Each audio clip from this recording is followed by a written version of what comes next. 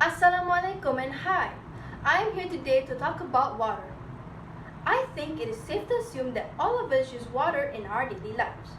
Did you know that water covers 71% of Earth's surface? And from that, 96.5% of the water is salt water, and the rest is our daily freshwater supply. It may seem like a lot, but keep in mind that 60% of our water is kept frozen in glaciers and polar ice caps. It is a fact that only 0.002% of the remaining freshwater supply is found in Malaysia. Shocking, isn't it? Now, what exactly do we use fresh water for? Statistically, most of our water supply is used for agricultural purposes and to produce electricity. Only 11% of freshwater supply is used for homes, offices, and hotels. Let me tell you a little something about water scarcity. Water scarcity is defined as the point at which all users impinge on supply or the quality of water is unsafe to use. This phenomenon occurs due to the lack of physical storage or lack of infrastructure.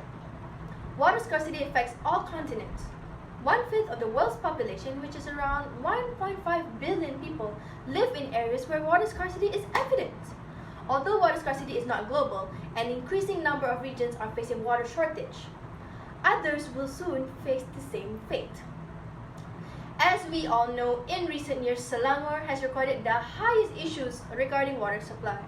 To simplify this matter, 50% of supply issues were reported in Selangor in the year 2016.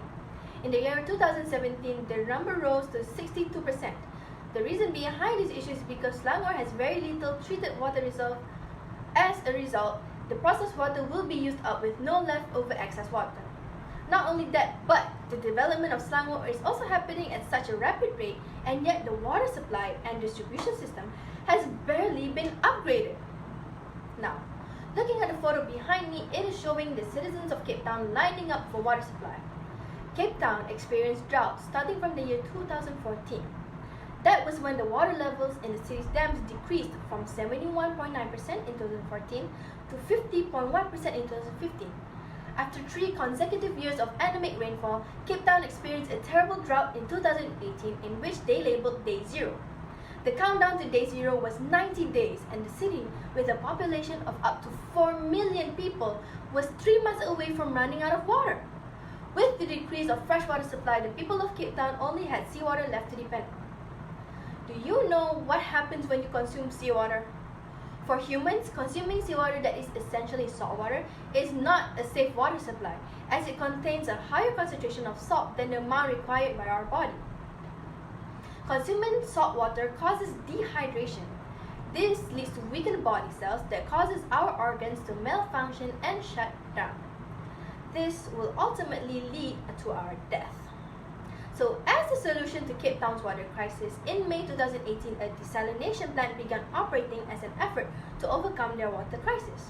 Now, what exactly is desalination? When I first heard of it, I did not know what it meant. Now, desalination is a process in which salt is removed from seawater using a semi-permeable membrane. To produce a semi-permeable membrane, we use a polysulfone substrate. The membrane will trap salt on one end and let water pass through the other. In the world of science, we are always looking for ways to better ourselves. To improve the performance of the substrate, we apply nanoparticles.